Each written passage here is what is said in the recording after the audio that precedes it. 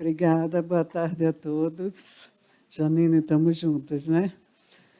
Eu sou voluntária da Débora desde 2018, fui convidada por Renata Rodrigues, que atende em João Pessoa os pacientes DB. Sempre estive por trás das câmeras e elas me convenceram a vir para frente das câmeras. Então, a minha convivência com pacientes DB começou em 2018, não tinha nenhum estudo nesse sentido da psicologia, e aí eu criei um protocolo de atendimento dentro do processo de atendimento que eu faço. Então, criei, junto com os pacientes que não tinham nenhum tipo de atendimento, ainda multidisciplinar, lá em João Pessoa. Então, a doutora Renata criou e eu entrei junto com o processo como psicóloga. Apresentei o protocolo em 3 congressos e hoje eu estou trazendo um caso clínico comprovado, que me emociona e que me deixa muito feliz. Onde eu passo?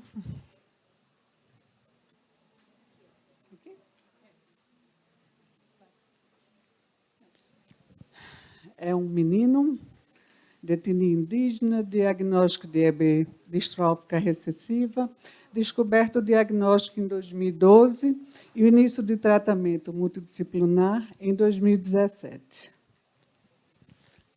O relato feito pela mãe é que ele nasceu sem lesões aparentes, apenas com um sapinho que foi tratado na maternidade. A primeira lesão de rompimento de pele foi com 1 mês, foi tratado pelo sistema de saúde, e, sem ter êxito, com 5 meses, eles foram indicados a procurar uma clínica de referência particular, onde teve o diagnóstico de EB em 2012. Eu trago aqui Ele foi indicado para o Hospital Lauro Vanderlei, que é o hospital de referência, hospital universitário, e aqui estão as primeiras medidas adotadas para o tratamento em 2017. Limpeza com soro e água boricada, eosina aquosa e os cuidados domésticos que a mãe, na época, continuou fazendo, com banhos, com chás, o que era possível naquela época. Com a mudança do tratamento e a transferência dele para a doutora Renata, a gente colocou ele no atendimento multidisciplinar, dermatologista, endocrinologista, nutricionista, odontólogo e todos os outros que foram necessários. A inserção, muito importante, da enfermagem qualificada e os curativos especializados e o acompanhamento psicológico, a gente começou em 2018. A princípio, eu ia para a universidade com autorização como voluntária e depois eu os trato hoje em meu consultório, os quais eu não consigo levar para o meu consultório, dada a distância. Nós temos pacientes que levam 8, 10 horas para chegar no Hospital Lauro Vanderlei. Então, esse tratamento eu também faço em outras cidades. Eu tenho pessoas aqui atendidas por mim online. Então, hoje em dia, depois da pandemia, a gente não tem distância. Tá? Então, a primeira coisa na anamnese que foi encontrado na família e no paciente foi o preconceito com o profissional de psicologia. Então, a gente tinha muito assim, mas eu não preciso, a mãe dizia, eu não preciso, eu não tenho nenhum problema psicológico. O que isso vai ajudar para mim? Então, foi a primeira dificuldade, foi ser aceita como profissional no procedimento do EB. Né? A dificuldade de expressar as emoções estava tanto na criança como na família. Constrangimento, perda da liberdade, comprometimento social em função da aparência das lesões. O sentimento de tristeza, medo, raiva, ansiedade, dor, indignação, estresse, isolamento, incapacidade e desesperança. Foi muito pesado quando eu escutei da mãe que ela limitava a sua vida social porque, em alguns momentos, ela era julgada como se ela não cuidasse direito do filho. Então, assim, os relatos eram muito ricos para que a gente pudesse fazer um trabalho. Então, foi um relato de uma construção conjunta. todos os resultados que vão ser apresentados aqui só foram possíveis porque a família estava junto. Não tinha como fazer qualquer coisa se a família dessa criança não estivesse junto comigo, enfrentando todas as dificuldades, inclusive a de ir a público. O processo terapêutico, primeiro, foi a identificação do pensamento. O que me define? Então, aquele menino se definia como uma criança doente. Então, a perspectiva de esperança dela era de ser uma criança doente, que não poderia alçar voos maiores.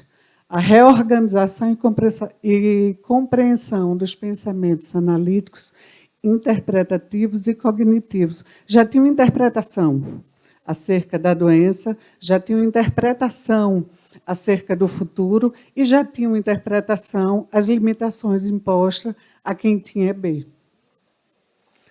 Identificação na fisiologia dos aspectos psicossomáticos, ou seja, aonde eu sou ansioso, aonde está essa ansiedade, em qual momento você é ansioso, aonde e em que instante essa ansiedade acontece. Taquicardia, falta de ar, enrijecimento e construção da musculatura, ombro, mandíbula e ativação visceral. Era muito comum, quando essa criança entrava para atendimento, ele começar a tremer, ele começar a suar, ele começar a enrijecer o corpinho dele. Então, todos esses aspectos foram importantes para que a gente pudesse evidenciar ele, como ele estava, só pelo fato de ele estar sendo atendido por uma pessoa a qual ele ia ter que ficar olhando e ser olhado por uma hora. Então, todos esses aspectos foram importantes ser evidenciados para a criança e para a família. Estratégias de enfrentamento, autocuidado, ele queria brincar, ele queria jogar futebol, ele queria andar de bicicleta. Então, para fazer isso, nós tivemos que fazer o autocuidado. Aquela criança que, naquela época, ela queria andar de bicicleta, ela precisava fazer o curativo dela. Aquela criança que queria brincar na escola, ela teria que saber, pelo menos dizer, como ser cuidada. Então, a criança na escola, ela não brincava. Ela, no recreio, ela ficava limitada às brincadeiras coletivas. E o que foi feito? As técnicas foram as brincadeiras lúdicas, que eu vou apresentar fotos, a percepção fisiológica do aqui e agora, o que eu sinto agora não é permanente, a minha ansiedade é em que momento, é em que situação. Então, eu não tenho uma ansiedade permanente. Aonde eu estou com medo e que sintomas existem na minha fisiologia quando eu estou com medo, quando eu estou sendo olhada para alguém e eu tenho que perguntar a essa pessoa se ela sabe o que eu tenho. Então, nós também fizemos essa comunicação para que essa criança pudesse se expressar e poder informar também aquilo que ela tinha. Respiração consciente, que seria a ativação quando eu estou ansioso, eu estou no estímulo simpático, minha respiração está curta, o que é que eu tenho e como eu vou trazer essa respiração consciente, como eu vou alargar, que subsídios eu vou trazer para essa criança. Os toques terapêuticos, eles foram importantes para a gente trazer o vínculo de estruturação no início da vida. A mãe tinha medo de abraçar esse filho forte. A mãe tinha medo de acariciar esse filho e ficar com ele em alguns movimentos. Então, nós incluímos o toque, o carinho, o amassar. Tudo isso foi feito, pai e mãe. Então, foi feito isso respeito à sabedoria materna. Algumas vezes a gente fazia um acordo para algum estímulo e a mãe dizia, não, não é possível. Então, a gente renegociava como poderia ser feito. Treino de habilidade, as ferramentas, o que era proposto. Aqui algumas fotos do início do tratamento, as brincadeiras.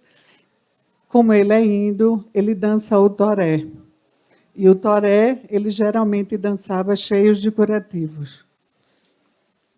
Aqui, depois de 2 anos de tratamento, essa criança começou a rolar na areia e, em abril, nós fomos dançar um toré junto, num terreiro, um terreiro cheio de conchas. Eu passei 5 dias com meus pés ativados e ele dançou descalço. Aqui os resultados obtidos. A redução das lesões, modificou a comunicação sobre a sua doença física, começou a dizer que tinha uma fragilidade capilar e aquilo era uma doença.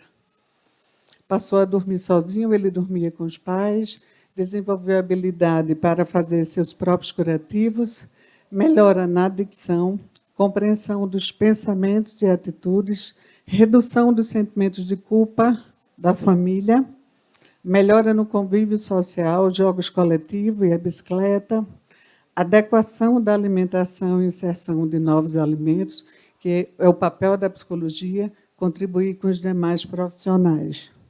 Adequação, melhora na higiene bucal, melhora na marcha, devido à quantidade de curativos que ele usava sempre, ele tinha dificuldade de firmeza, e melhora nos vínculos afetivos.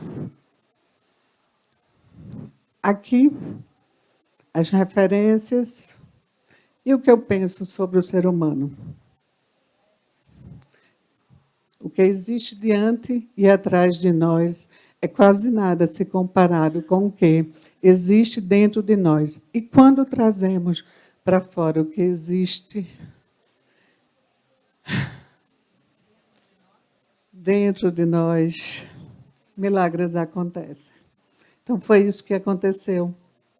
Milagre bonito. Obrigada, Janine. Obrigada, Lene.